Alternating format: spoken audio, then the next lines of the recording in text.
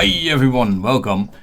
What you see in the background is our basement, well, a small corner of it, and these are my servers. You can see it on top, the Gen 8 microserver from HP. Below that you can see the Unraid server, my old Leon Lee case, currently nothing in it, just for storage. And next to that we have an old, well, ML350 I believe, it's the server we used in college. So that's an old one and practically doesn't serve anything. No, it's not capable enough anymore. But yeah, you can see it's quite a mess. And there's a nice 19-inch switch. It's the PoE switch I got recently, manageable switch. On top of that is my Edge router and the Philips Hue hub. I like to tinker with hardware, especially with home server stuff like this. I find that stuff very interesting and I would like to cover more of that content on our channel.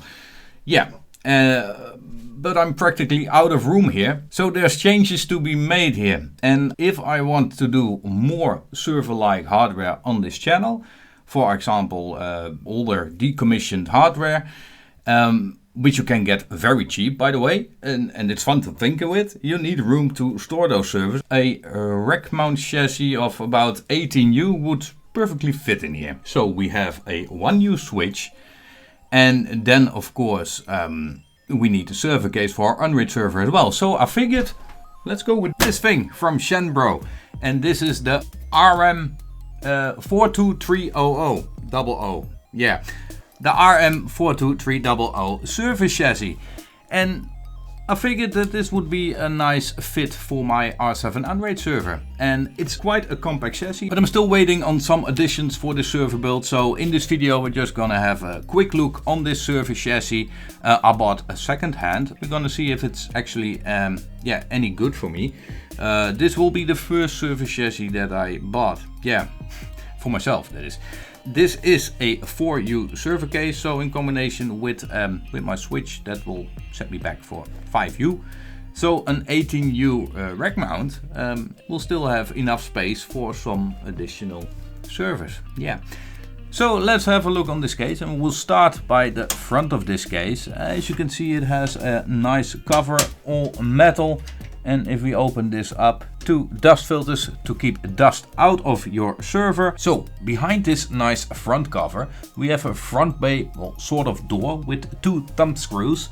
Behind that is a 120mm case fan for the intake, and it will blow fresh air over your expansion cards. Next to that we have the power switch, a reset button, a power LED, HCD LED and 2 LAN indicator LEDs for network activity. And below that we have 2 USB 2.0 ports. I know, no 3.0 or 3.1, just 2.0. Next to that we have 3 5.25 inch bays for DVD drives, or in my case a hot swappable bay from IC-Dock.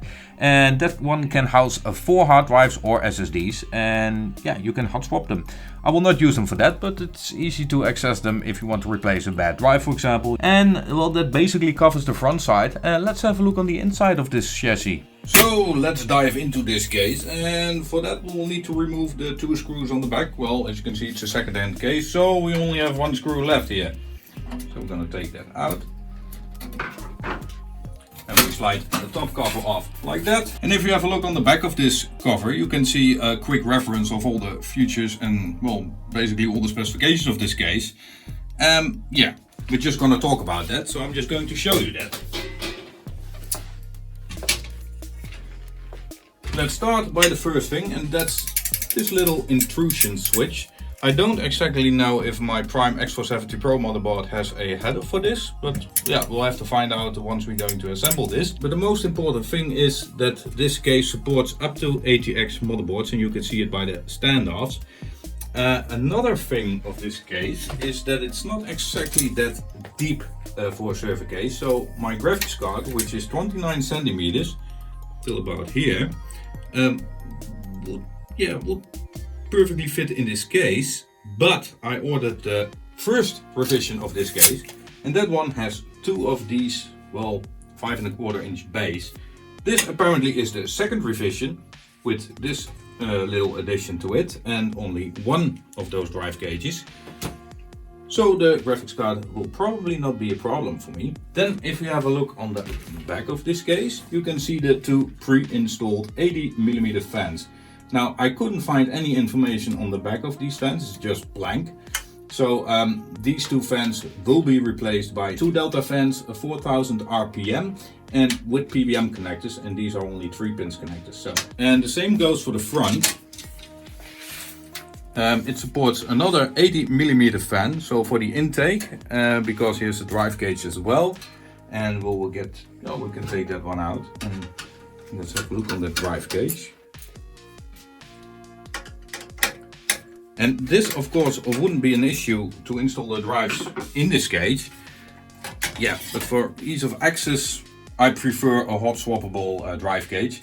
But you can fit 4 3.5-inch hard drives in here, accompanied by a 80mm fan in the back for the intake, and it will cool the hard drives perfectly fine with anti-vibration rubber. So that's a nice touch as well. There's only one thing that can be a problem here. If we have a look here, the cables for the front panel connectors and the LEDs, if you put this drive gauge back in place, you can see if you mount the fan on the inside, the blades will hit the cables as well. So we need to figure out a solution for that. So we'll leave that drive gauge out for now, and we're going to move to the next component, which is this drive gauge for 5.25-inch base. We'll just get that one out, and let me turn this over. For that there are two screws on the top and two on the bottom here on the right side as well. So I'll start by the screws on the top. Nice touch, by the way.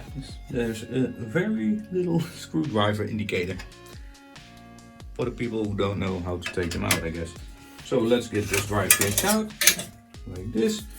Yeah, you can see we have 5.25-inch base, and below that we have another 3.5-inch mounting point as well. For example, a hot swap case for 2.5-inch SSDs, or an internal hard drive as well, maybe. But in this I will fit my IC dock hot swappable bay. Okay, so let's move that one over there as well. And then for the power supply, which goes right here, it can fit, well, up to 3 standards, and I think there's normally a little bracket here for support of the power supply. If you mount a very heavy power supply, it will, well, maybe put some extra pressure on the back panel here. But apparently that one is missing as well as the support bracket for the PCI expansion cards. I wasn't planning to use that anyway. So the power supply we're using is a 1200 watt Corsair power supply, and I probably think it will end up somewhere here. So with the IC dock that could be, well, a little bit tight there. But we'll have to see once we get started with the assembly of this beast. So let's move on to the last bracket I was talking about, and that's this little, well, front bay door. You can undo it with 2 thumb screws and pull it, and we have a nice 120mm intake fan. So this will blow fresh air over your expansion cards, and yeah, keep it cool as well. That one is a bit hard to get in place again. So, and this one is mounted with 6 screws, 2 on top and 4 on the, well, on the left side. Now what you can do if you take this one out, because, well, you need to install more drives then, well, maybe some fresh air over your expansion cards. You can just take this whole unit out and replace it, for example, with another one of these. So that's a nice touch. And probably I will just leave it in, because I want some fresh air over my graphics card, because it's used for gaming as well. Yes. Now let's get this one back in place.